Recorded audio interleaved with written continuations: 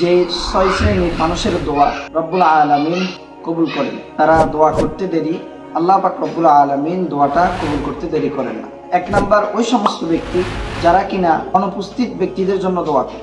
2 number, ওই ব্যক্তির দোয়া রব্বুল আলামিন কবুল করেন যে কিনা দোয়া করতে তাড়াহুড়া করে না। 3 নাম্বার, যারা কিনা মজলুম, জালেমের অত্যাচারের শিকার হয়েছে, এই মজলুম ব্যক্তিরা যখন দোয়া করে রব্বুল আলামিন ওই দোয়াটার সাথে সাথে কবুল করে নেন। ওই দোয়ার মধ্যে আল্লাহর মধ্যে কোনো পর্দা থাকে না। সুবহানাল্লাহি ওয়া বিহামদিহি।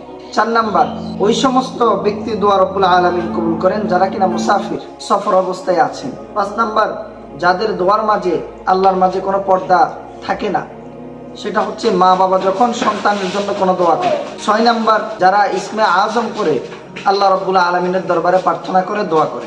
রব্বুল আলামিন আমরা যখন দোয়া করব ইসমে আজম পাঠ করে আল্লাহর দরবারে প্রার্থনা করার তৌফিক দান করুক। ওয়া মা আলাইনা ইল্লাল বালাগ। আসসালামু আলাইকুম ওয়া রাহমাতুল্লাহি ওয়া বারাকাতুহু।